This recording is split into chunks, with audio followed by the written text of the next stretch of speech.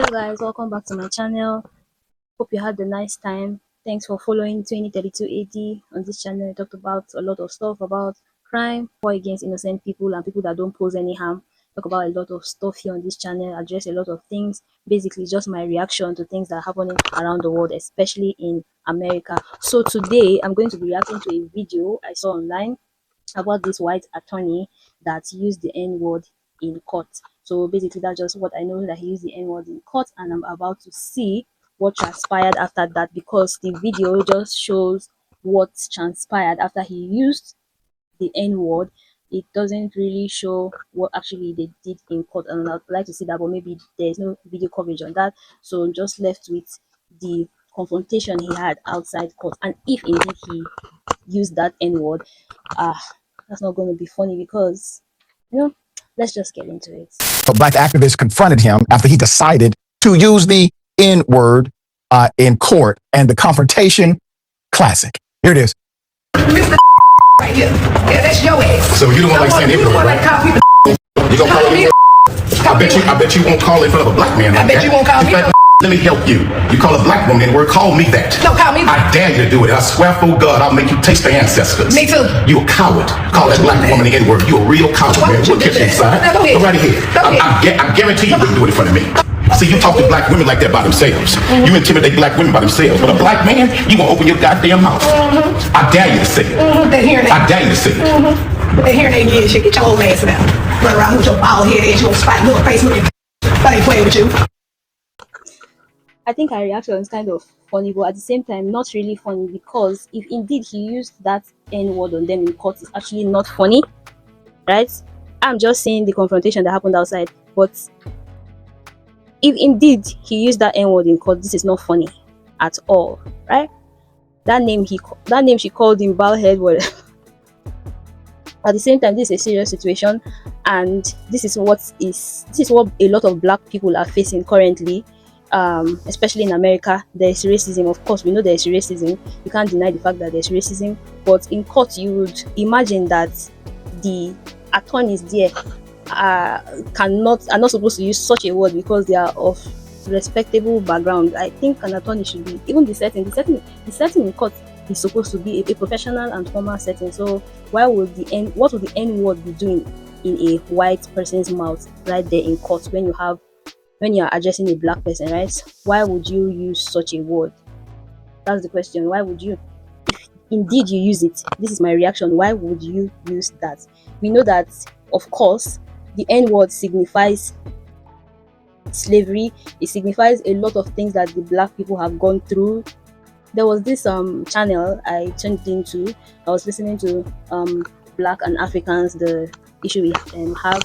Then I heard some of the takes I don't know if he's an activist, he's a black American, said about his ancestry line, where his father came out from. Said they went through a lot, and that there was a particular time right then in slavery where they forced them to throw their kids to the crocodiles.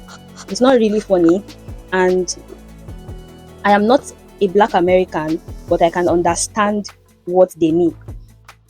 People are like, do away with it. It's been how many years? Do away with it. But you can't separate, their ancestry. You can't separate them and tell them do away with it. It's the same thing with people that experience trauma, right? They experience trauma, and this word was used to control, demean, disparage them in that setting.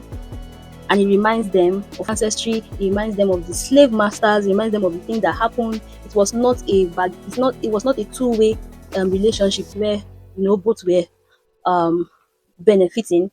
One was being treated as the slave, one was being treated as the master. Of course, we know the white and we know the black is down here. So I'm not a black American, I'm not supposed to speak much, but I can feel that to an extent I can feel the pain in that word. And if you can't feel the pain, you would not know the heaviness in it, right? Of course, black people use the word within themselves. It's different when they use the word within themselves than someone that is not black using the word on them. It reminds them, it's kind of like a trauma, right? It reminds them of the situation. The word has a lot of bad and disparaging things about it against black. It reminds them that you want them here and you're talking to them like you are the master. This is not about it's just a word. It's not just a word. It's not just a word. You have to not use that. Like, who still uses that for people in this 21st century? Who is still using that for blacks? Who is still using that? So let's keep on going. For the record, he did not utter the N-word again. Put up the picture full mass. I have a background for you. You're looking at Texas attorney Michael Phillips. Michael Phillips was held in direct contempt of court during a child custody trial after he repeatedly used the N-word while arguing outside the presence of the jury. This took place on May 5th. Brenda Daron, one of the attorneys present during the exchange, said, quote, "I was deeply disturbed by conduct that occurred during the proceedings when opposing counsel repeatedly used a racial slur in open court under the guise of evidence, despite the manner and context in which it was presented having no legitimate evidentiary purpose," the attorney said. Quote, "The comments were unnecessary, demeaning, and came across as taunting rather than advocacy.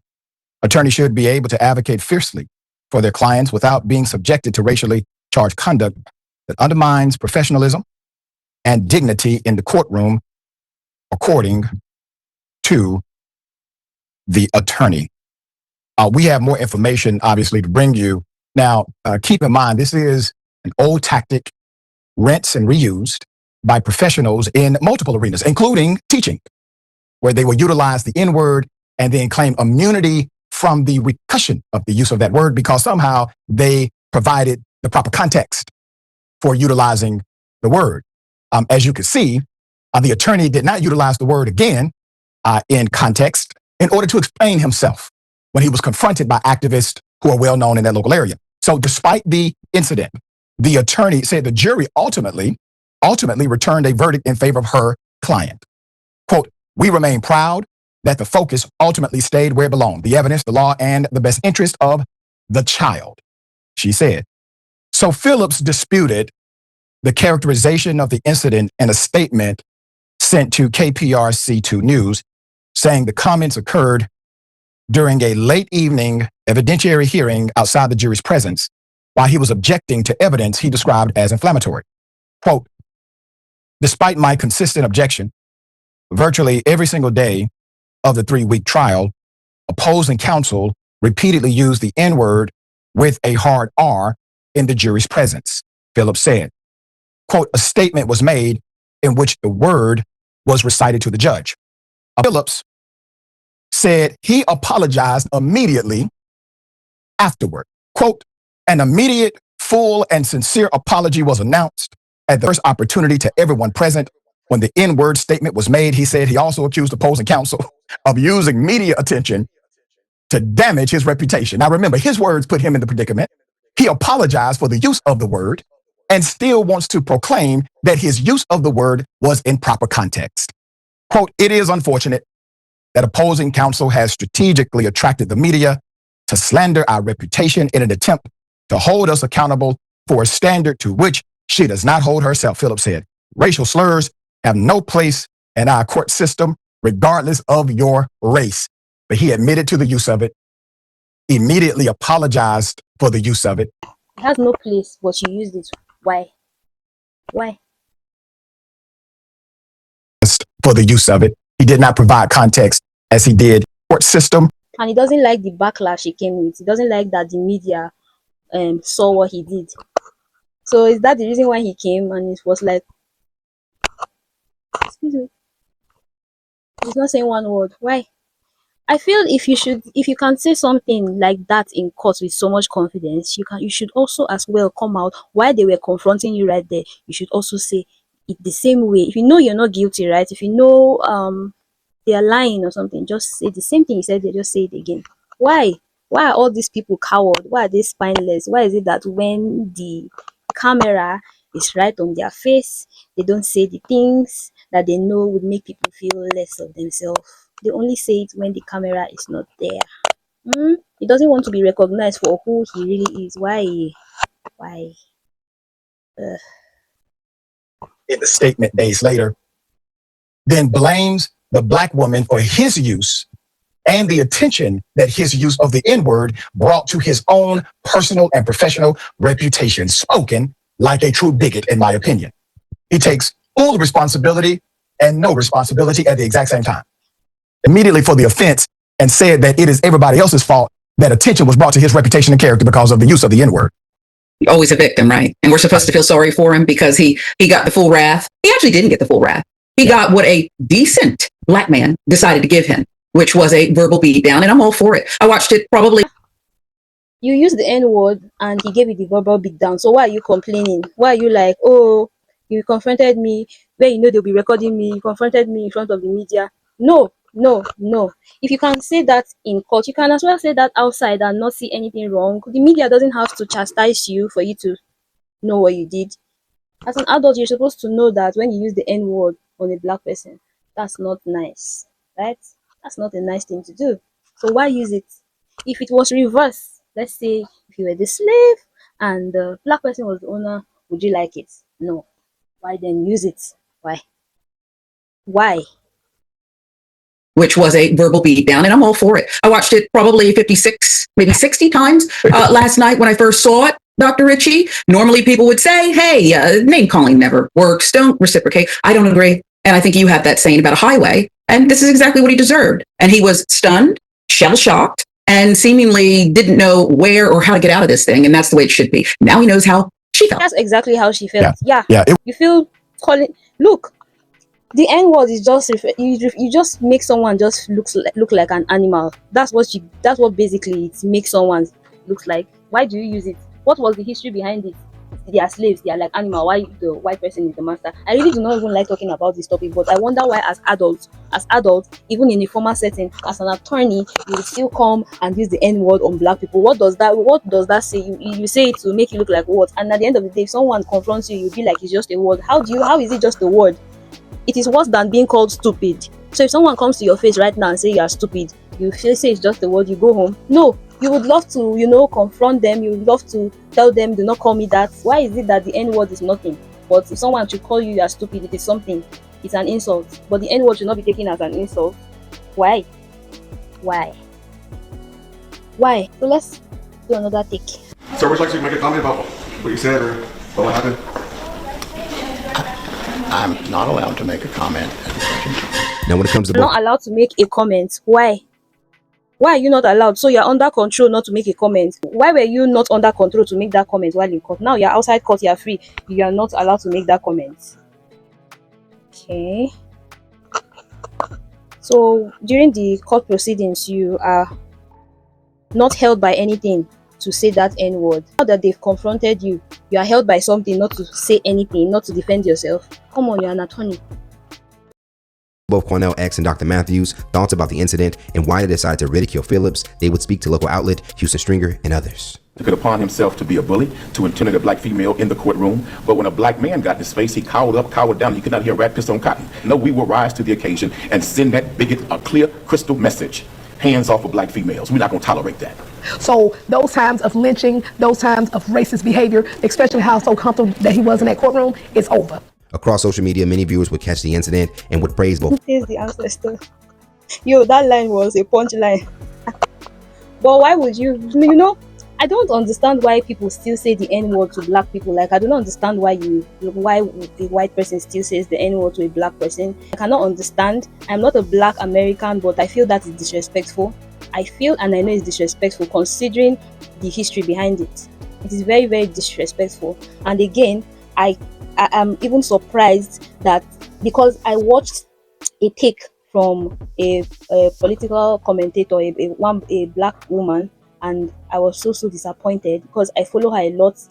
I came across a video of hers that she did in reaction to this situation, and man, midway she was like, some adults can't conduct themselves. She behaved in a classless way. I'm like, she behaved in a classless way? How do you mean she behaved in a classless way? I just watch this. Oh God, God, God, God, Nepa, Nepa, Nepa, Nepa, you have spoiled my plan. In this situation, are we supposed to be thinking of who is classless and who is not? When the instigator is the one that brought about the N-word, when the instigator is the one that started with the smoke of the N-word, are we supposed to be looking for who is classless after they do that, or who is not classless after that N-word? Are we supposed to be looking for who? Coming from a black American. I don't know why you guys, I don't want to go too deep into that. I don't want to go too deep. You need to stop bringing out the Bible verse to support silence, right? Sometimes you need to speak up. They say, oh, I've also gone through it. When you go through it, you need to stop reacting. You need to stop reacting to the N-word, but you can react to when I call you stupid. Let's be real for once. Let's be real. Let's be real. Don't hide in form of Christianity and say, oh, we are Christians. Just leave him alone. We are no. Speak up, bro. Speak up. I don't even know why there are people like this. I don't even listen to them. And people like this, they already know who they try it with. They try it with people that they know cannot speak up. They try people that they feel are quiet. They try people that they feel do not interject, something like that, and say, why are you saying that to me? They know who they are trying it with. So let's keep on watching some YouTubers. I'm not going to say nothing to her. I'm not going to say nothing to him. Because I've been covering stories for years about anti-black racism, anti-black racist. And I notice every time they do it, it's never that brother or sister that's going to check them. It's always that brother or sister that don't come across that way, or you just don't read that off of them. Because I promise you this, that same dude would have told Dr. Matthews that mess, even in court. He wouldn't have did it. But the other sister that's an attorney, you know, he said, okay, I'm going to say whatever I want to say to her or whatever the case may be. There's nothing against her. I'm not saying that she had to be out here rah-rahing against people, but I'm just saying that they know who to try that with. Oh, they know. When they meet you, they're assessing you and reading you. About Dr. Matthews, I don't know if that's her name, but saying that, oh, she's acting like they put hands on her. What do you mean she's acting like they put hands on her? That was a verbal beatdown she had with him. He called her a very derogatory and disparaging name that has a lot to do with the history of an ancestry, right? And what she did was she called him names as well, and that's all. Nobody put hands on anyone. Nobody did that. So what's classless? The classless has to do with the person that started it. There's no smoke without fire. The classless, again, has to do with the person that started it. There's no smoke without fire. I'm not for violence. I'm not coming here to say, oh, if they call you the N-word, beat them up. If they call you the N-word, take out your gun. It's the same thing that even happened with Chud, the instigator that even brought out his gun. Crazy. Why is he coming? Why is he going about with a gun? Why is he going about with a gun? I'm just saying that if you know you like instigating and you like disparaging people, right? Why are you carrying a weapon with you? Why? You should be free to use your mouth and not be afraid of anything that will come back to you. If you know you like instigating and being racist and calling people the N-word, why are you afraid of the camera? Why can't you say the same thing on the camera? Why? Because you know what you're doing is bad. Every step of the way. And they want to know, can I try him or her? Let me say this little thing to them. Let me throw this little joke out and see if they let me get away with it. And when you that brother or sister hear them say something, some sort of joke or whatever, and you go on and knock the head off the shoulders, I'm not talking about literally, I'm talking about in your words. They're like, oh, I misjudged this one. Oh, he not out here bootlicking. She's not bootlicking out here. She's serious about Black America. I am not talking to him. I'm not talking to her. Because one thing I can tell you, being that way is actually safety for you as a Black person. It's safety. I've told people, I can honestly say I have not had them kind of run-ins with them folks. And a few times I've had conversations with them that they try to go that route. I hit them so quick, they be like, wow. They say, you know a lot of stuff. They get marveled at what I know, and then I still fire back. And I'm like, I wasn't supposed to know? No, I'm not saying that. Like, I always call them on anything they say. If they would ever say, wow, you're so articulate. That was the same thing I was going to say about you. Like, wow, how did you learn to speak so well? Anything you throw at me, I'm going to throw it 2 times too. And I'm going to do it with so much shade and do it so obvious too what I'm doing. And I'm going to do it with a smile in your face. Why? Because that's just that's who I am. And that's the only way I know you're going to respect me. Because if I'm nice and I let you get away with it, then you're going to do more and more and more and more and more. So I got to let you know that, wait a minute, anti-black racism will not be tolerated. The nuances won't be tolerated. The innuendo won't be tolerated. The microaggressions won't be tolerated. I'm gonna check you right then and there when I see it, and they will respect you because of it. I'm telling you that. Now, some of you in that chat, you know what I'm talking about. Some of you have been that way, and you know them folks respect you. They ain't gotta like you, because you ain't gotta like me. I'm not here to be liked by them. I'm not here to be liked. I didn't come on this channel to be liked either. I came to react to things that need to be stood up for here. On a normal level, remove race, remove Christianity, remove tribalism, remove whatever you can remove that represent people. On a normal ground, are you supposed to be calling people words that derogate them, that disparages them, that makes them feel less about themselves? Are you supposed to use those words? On a normal level, you shouldn't use those words, right? You shouldn't. So why do you use them? Use them as a form of control, use them as a form to make them feel less, to make them feel small, and to make you feel so big.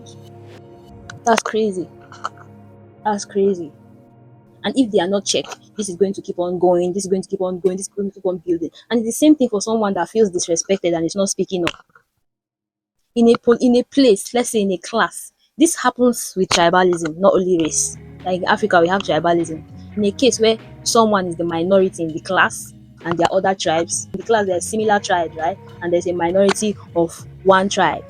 It happens. The next thing they will do is that if you are a quiet person, if you are a reserved person, even if you mind your business, the next thing they will do is that they start gossiping about you, spreading lies about you. Then the next thing, tribal slurs, snide comments about your tribe, right? And if you don't face them, if you don't stand up, they are going to multiply. They'll keep on doing the same thing again and again and again and again. They don't care whether you feel hot or not. It just makes them feel better about themselves. It makes them have control of the place, right? Dominance. They want you to be less and they want to be high. Normal human beings are not supposed to behave like that, but they have to behave like that because of what they watch, because of how they were trained at home. Trained to hate, inspired to hate. And it's not supposed to be normal. We have it in multinational institutions, we have it in classrooms, we have it in where the minority don't even speak up or stand up. We have it. See what happened to Black Americans as well. Look at stupid Chod the Builder. I was happy they got a hold of him, they checked him, right? I was happy.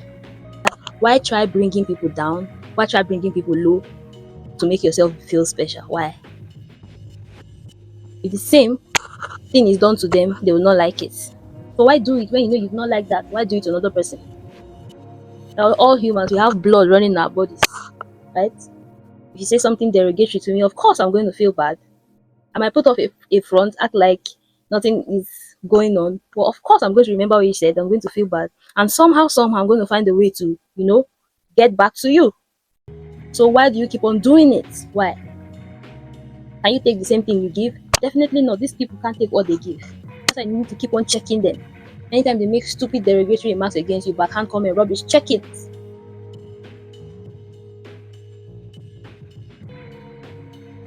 While growing up, I wasn't checking mine because we were trained in a way to, respect elders. When they talk, you put your head down and all that. So it became an opportunity for people that love to abuse, people that love to tribalize. It was an opportunity for them to, make derogatory remarks, disparaging words, use that all on us. It's just a crazy, crazy, stupid situation. And if you don't speak up, my brother, it just keeps on becoming worse and worse and worse. I got my own family. So, I believe I've touched on this subject enough. I've hammered it enough. If you are watching, please do not forget to smash that like button. And until I come your way with another one, stay safe.